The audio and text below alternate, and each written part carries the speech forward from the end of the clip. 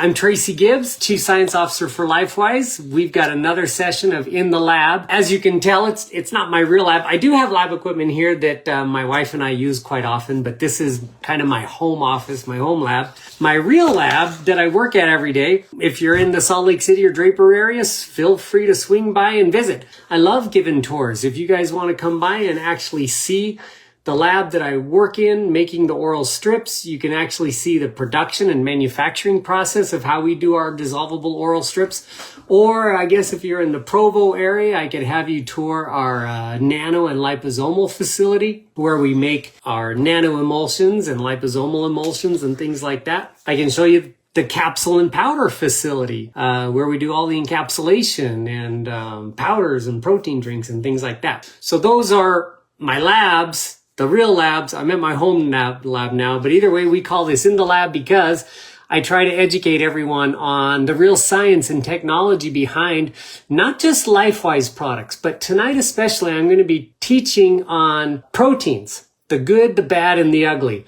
Everything that you're going to want to know about protein powders and the alternative protein drinks that are out there in the industry, from collagen proteins to vegetable proteins, and we'll talk about whey proteins and things like that tonight. So that's the topic of In the Lab tonight. And I think it's a really hot topic. It's also a very controversial topic.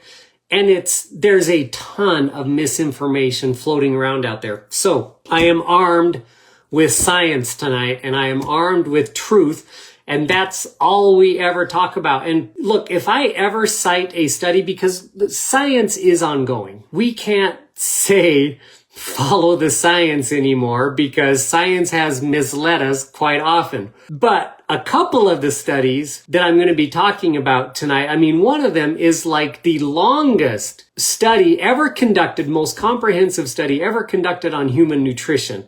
And it still remains factual to this day, even though it was done like over 40 years ago. It was a 20-year ongoing study. They published it 15 years ago, and it's still true to this day. So I believe the science that I am arming you all with tonight is not just a clinical study, but it's factual and it's truth. Because it was also not sponsored by any like big pharmaceutical company. It was done by a couple of universities in conglomeration. Anyway, we'll get into all that later. Protein, the good, the bad, and the ugly. Protein powders or protein supplements in particular is what I'm going to be talking about tonight. Now, most of you know that there are maybe total four different main protein shakes or protein sources that you're going to see out there in your meal replacement shakes and your protein shakes. Now, I don't care if you're a bodybuilder weightlifter or if you're a single mom who just needs extra energy. There are benefits to these protein shakes, but you need to be aware that you could be causing your body more harm than good, depending on the protein type and the protein source that you're taking. So let's just cover these four sources of protein. The number one and most common source of protein shakes out there is whey protein. Whether it's whey protein caseinate or whey protein isolate, I'm not going to get into the differences in those because they both end up with the same result metabolically, and I'll talk about that a little bit later. One is definitely worse for you of the two, but they both end up over time having the same results. Again, proven nutritionally.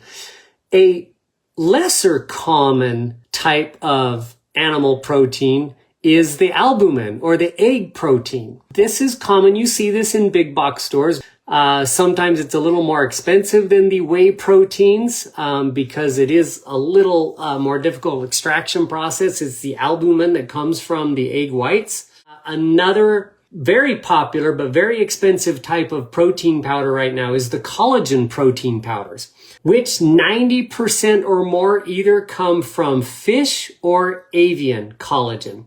Almost nobody uses the porcine, pork, or bovine collagen. If you do, you know you belong to a really low quality company because the intensity of the extraction process that's necessary to purify bovine collagen just make it not really usable by humans.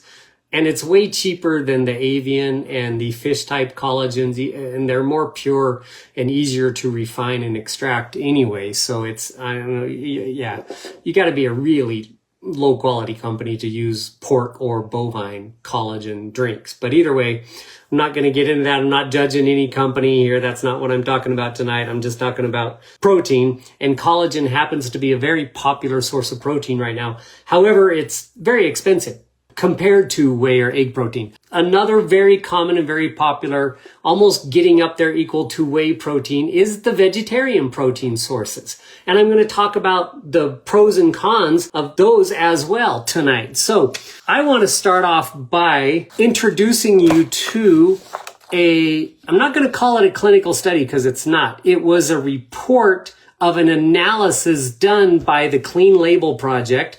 This was published on January 9th of this year, so it's very, very recent, where they took over 160 products from 70 of the top selling brands, representing an 83% share of the market, okay?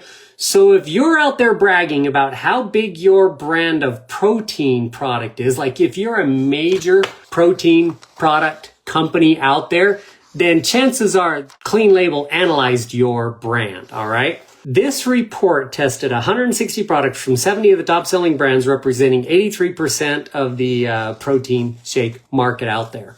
A whopping 47%, roughly half, of the protein powders tested exceeded federal or state regulatory levels of safety for heavy metals. Is that nuts? I'm not talking found trace amounts, okay?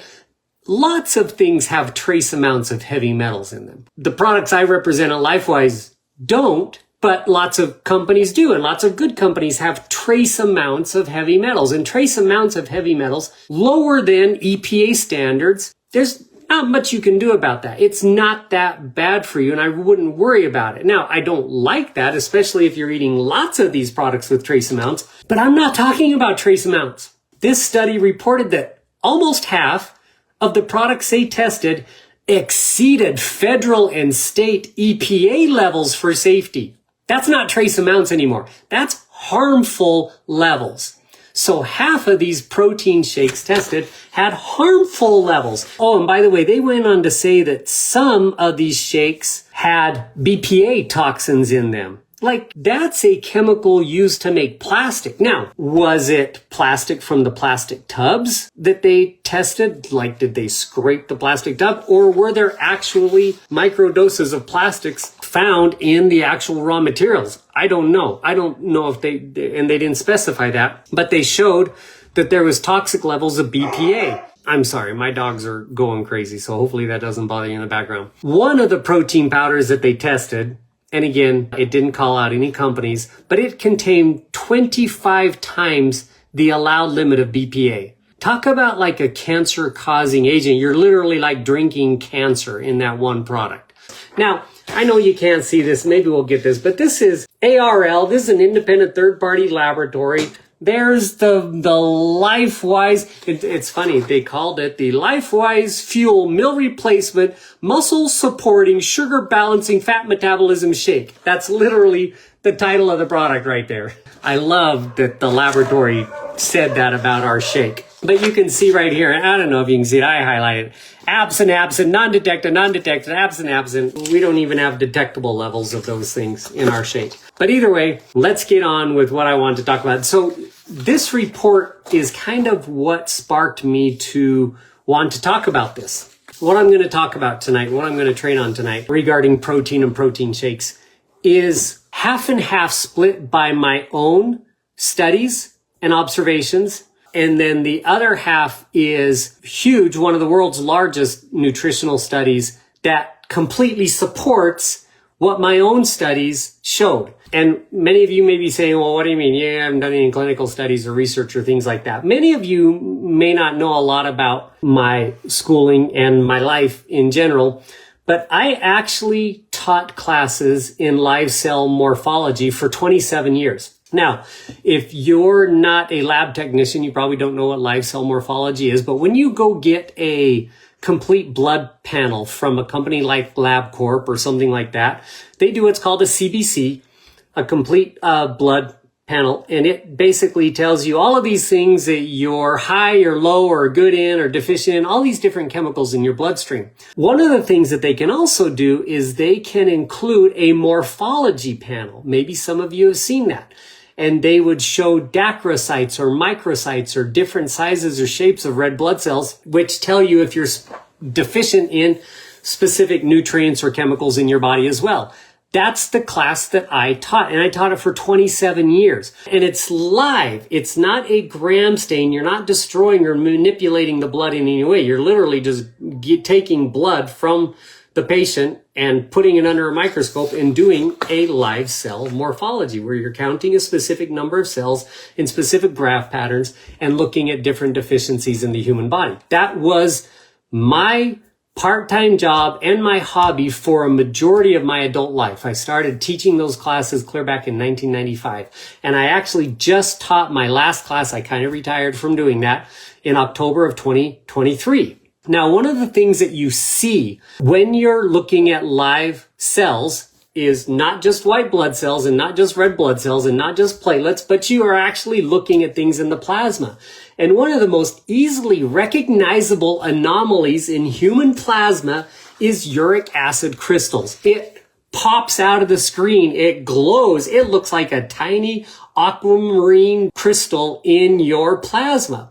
So I've been looking at human blood for most of my life. So yes, and I have done a lot of research on that. When I say that I know what I'm talking about when it comes to protein metabolism in the human blood, I know what I'm talking about. And watching people take protein drinks and then looking at their blood 30 minutes, 1 hour, 2 hours, 5 hours, 1 month later is again something I've done my entire adult life. And seeing how different proteins affect their metabolism and affect the uric acid levels in their blood is something I know a lot about. So when I say it's my own observation, I hope you take this seriously. Not only my own observations, but I'm going to back it up with one of the world's largest studies, which I'll talk about a little bit later. There is a huge misconception out there, you guys. There's a human misclassification identity crisis going on in the United States. There are a crap load of people out there who are teaching you that you are carnivores and that you can live on a carnivore diet. And the fact of the matter is, it's not true. In fact, it's the opposite of truth. Now, I'm not going extremism and saying the vegan is popular. I'm going to present the science to you because the science actually says that veganism is not good for you either, but we'll get to that. I know that when you take a animal-based protein shake, whether it's whey, whether it's casein, whether it's whey protein isolate, whether it is collagen, whether it is avian collagen, pig collagen, I don't care, albumin from eggs, it doesn't matter. The human body does not produce an enzyme called uricase. This is fact. Cats, felines, and other carnivores in the animal kingdom do produce uricase, and that's what makes them a carnivore. Humans are omnivores. The reason we're classified as an omnivore and not an herbivore is because we have a couple of kidneys that eliminate urates from our body due to meat or animal protein consumption. And that's not the only reason, but that's one of, you have to look at our teeth structure, you have to look at our organ structure, you have to look at the enzymes, and then science develops these classifications based on what your digestive system can handle and what your body can and can't handle. And we're omnivores, so we're like bears and primates and chickens. We can eat a wide variety of proteins and carbohydrates and fats and get them from a variety of sources and do just fine with it. But when we limit ourselves to one particular thing, and not even just limiting to one particular thing, having that be the majority of your diet, it will lead to a state of degeneration and disease. And I'll prove that here a little bit later. Because we lack this uricase enzyme in our body, when we consume high purine, basically animal proteins, and I'll prove that here with this purine table. If you look at all the highest known purine sources, they're animal products, they're meats. And if you go to the very last page of your purine table, all the lowest purine sources are all my nutrient-dense foods, my nutrient-dense veggies and things like that. But when we consume these high purine or high protein diets, we produce as a byproduct of poor protein metabolism, which we all have because we don't produce uricase, which is the enzyme that breaks down urates. We produce a ton of urate, monosodium urate in our bloodstream. And because that is a foreign agent in our bodies try to filter it out through our kidneys and get it out. That's urates turn to urine. That's why it's called urine. But if you eat too much of that, more so than your kidneys can eliminate, it begins to crystallize and harden in your bloodstream. And it's something that I saw every single day as I was testing people's blood and as I taught classes in live cell morphology. We would see uric acid crystals, especially in the American diet, because 30 to 40% of our protein comes from animal protein. It's way more than other populations and cultures throughout the world. And we also have the highest rate of gout, kidney stones, rheumatoid arthritis, and all the problems that are associated with high uric acid levels. The best way you can get rid of uric acid, everybody knows this, is stop eating meat, right? Drink dark cherry juice and things like that. Naturally, the best way is to actually take proteolytic enzymes, because then they digest those proteins and it'll help your body eliminate them. But either way, that's something I observed for years. And I was able to, I almost used a word I can't use. I guess I can because it has nothing to do with supplements that I'm talking about. But I was able to cure many people of their gout, kidney stones, and rheumatoid arthritis just by getting them to change their diets. And then I'd monitor the uric acid levels and uric acid crystal levels in their blood. And as those numbers would drop, their problems would go away, and bam, they wouldn't have the effects of it anymore. Now let's give you some real science, not just Tracy science, all right? There was one of the world's largest studies on human nutrition. You guys have all heard this. It was published 15 years ago. It was a bestseller. And I guess because of the last half of the book, the China study, where it started promoting veganism, maybe it didn't get as popular or didn't get as well read as it should be. And that's an actual fallacy in the author of that book, Dr. T. Colin Campbell, did a great study, wrote a great book, and he presented all of this science from this huge worldwide study. But then the last few chapters, he talks about going vegan. And the funny thing is that's not even what the science said in the study. So I'm going to present the science to you. We're going to talk about the China study, and then we're going to finish it off by talking about the variations in protein shakes and protein drinks, all right? Why the China study? The China study is the largest, most comprehensive study on human nutrition ever conducted. It was launched via a partnership between Cornell University, Oxford University, and the Chinese Academy of Preventive Medicine. Now, why do they call it the China study? It's because a majority of the subjects were in China because they were hosted by this Chinese Academy of Preventive Medicine, but they still studied Americans. French participated in the study. There was, I can't remember how many thousands of South Africans. It was a worldwide study, right? And it was conducted for over 20 years. I'm going to summarize that 20 years into a couple of sentences, okay? Diets and cultures that ate less than 5% animal protein led to states of degeneration and disease. Eating less than 5% animal protein is bad for you.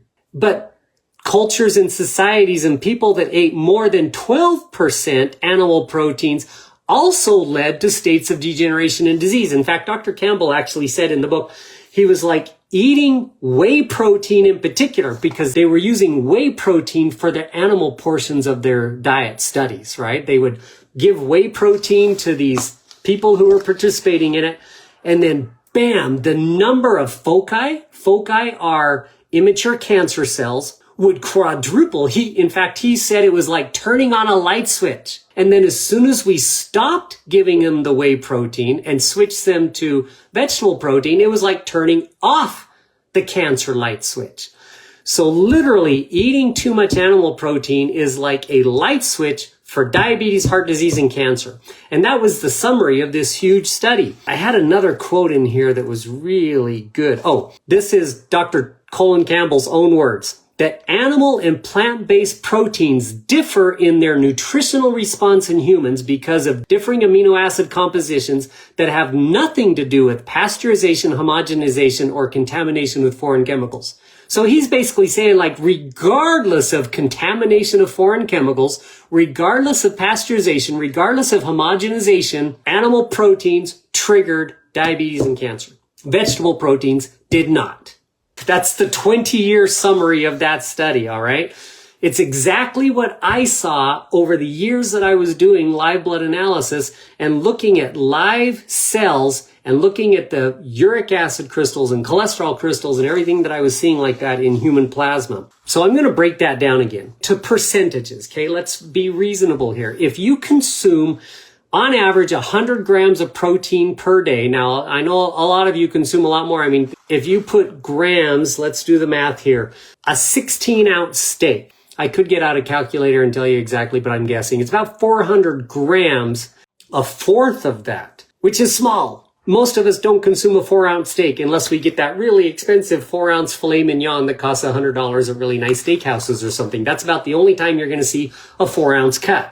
If you eat more than 100 grams and you take a whey protein shake that, let's say it's 20 grams, you just turned on cancer development and diabetes development in your body because you're now at 20% of your protein consumption, okay?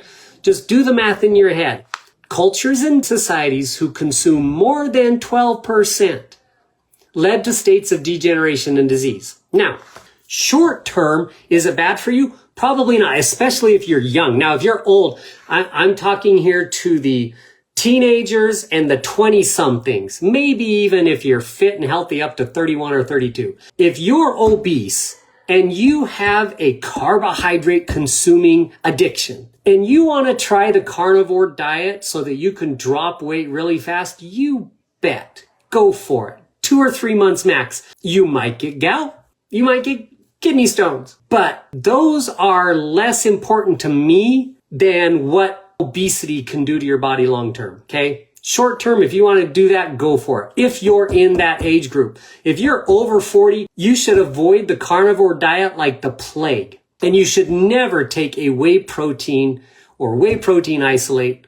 supplement, okay? Never. It just shouldn't happen for you because you're already getting animal protein in the form of the Chick-fil-A chicken sandwich you had. That's probably more than 12% of your total diet mass in protein just right there in that little Chick-fil-A, because I don't know what that is, a 6-ounce filet? I'm guessing it's definitely more than 10% of the protein intake for your day, unless you're on the carnivore diet, which again, I'm telling you here, science is saying you should avoid. So that covered basically 80% or so of the protein products out there. Whey protein, egg albumin, and collagen all are animal sources and all should be avoided like the plague when it comes to supplementation, because you're an omnivore, you're definitely getting some animal protein like I eat a couple eggs a day. I have chickens. They're free range and in my backyard. I love them. I eat a couple eggs a day, but I get the majority of my proteins from plants after that because I use fuel from LifeWise. It's a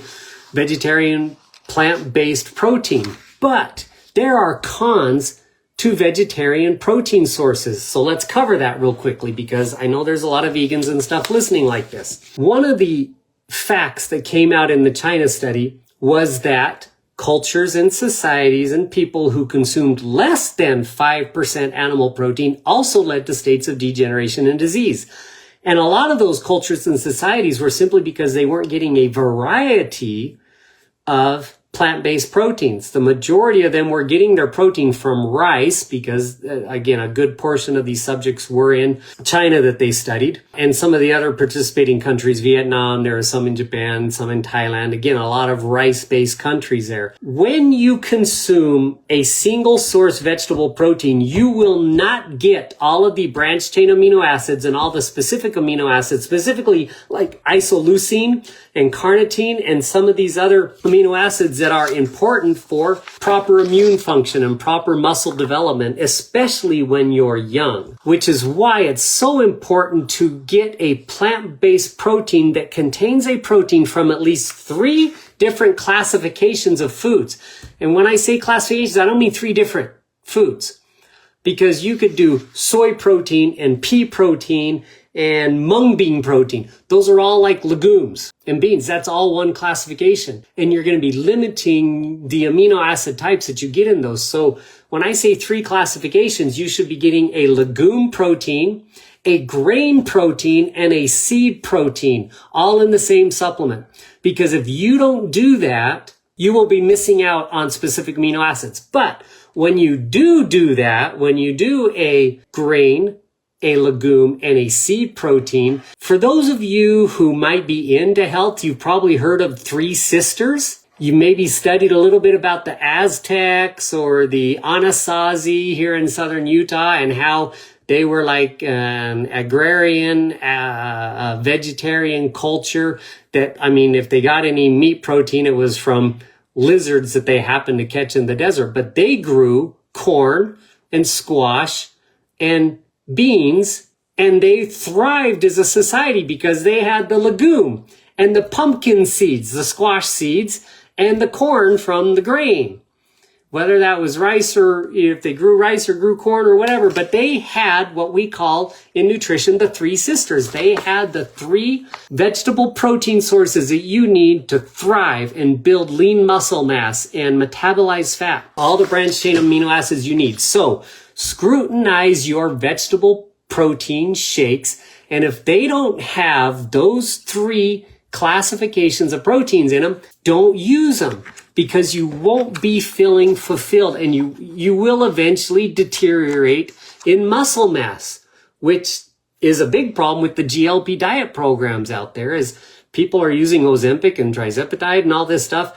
And they're finding that you're now developing heart disease and stuff because your heart's a muscle and you're losing muscle mass. So if you're on those diets, if you are taking Ozempic or Trizepatide or any of these GLP-1 enhancing products, you need more than anything to be on a protein shake. And that's why I formulated Fuel. It's 24 grams of vegetable proteins from those 3 classifications. There's actually a total of 4 in there so that we cover all the BCAAs. Again, I'm not here to bash on any particular protein product. I am simply stating the science. The science shows that if you eat more than 12% of your protein from animal protein, it will lead to a state of human degeneration and disease. We see it by the numbers, you guys. If you get in chapter 1 of my book, chapter 1, page 6 of my book, we are losing the war on disease. And yet here we think that we're living longer and healthier than ever. And yet in 2015, 17 million people died from heart disease. And in 2021, 20 million. So it's increasing. We're not winning the war with heart disease. 8.2 million people died of cancer in 2015. 9.7 million died in 2021. We're losing the war on cancer. We're losing the war on respiratory disease. We're losing the war on diabetes. That was the biggest jump, by the way. 2015 deaths of diabetes, 1.2 million people. This is annual numbers, you guys. When you add all this up, I mean, it just makes you sick. In 2021, 2.1 million people. It's like a 50% jump. And it has nothing to do with whether you're a carnivore diet or not. That's not going to stop this problem because your body's going to continue to produce glycogen. I will say that if you are severely type 2 diabetic and severely obese, I've already said it before, if you're young and you got those issues, don't do the carnivore diet. But if you want to try it, do it. Do it because you will see results. You're going to see results in 3 to 4 months. And then switch to the nutrient density diet. This is the truth. This is how we should be eating. And it's a balance of exactly what the paleo people did when they went and hunted. Man, if you've never hunted, try being on that show like Survivor or Alone and go try catching some meat. They show you on TV, number one, it's really hard and they always show those big catches, but what they don't show you is what these people are eating in between those big catches. They're eating roots and seeds and nuts and berries and leaves and whatever they can forage because that's the easy stuff. It doesn't run away from you. I've tried those things And catching a fish with your bare hands is darn near impossible. And so when you do catch a fish, you get to eat it, and that's great, but that probably makes up less than 5% of your diet or something when you're out there trying to survive in the wilderness. And that's what our great ancestors did in the Paleolithic era. They were hunter-gatherers, mostly gathering and sometimes hunting due to the migration patterns. That's a whole nother science topic to talk about. But our bodies are made to eat a majority of plant-based and nutrient-dense foods. That's just the simple facts. Our bodies are not carnivores. We are omnivores. We're also not herbivores. So same thing to you vegans out there. There is a time and a place for veganism short term, just like there's a time and a place for carnivorism, but that is not your long-term mainstay goal. So I hope you guys have learned a little bit about protein metabolism and why humans can't eat carnivore diets or why we shouldn't be taking animal-based protein shakes. It's because we don't produce an enzyme called uricase, and it will create uric acid buildup in our body. And there is a reason why you shouldn't just take a pea protein or a rice protein, but you need a combination of plant-based proteins in order to get all the branched chain amino acids that we need to survive and building muscle mass. Hopefully tonight was educational and you can share this information with your friends who are pushing you to a carnivore diet or who are trying to push a collagen protein shake or a whey protein shake on you, because this is the facts. So thank you for joining tonight, and I'll see you next week in the lab. Bye.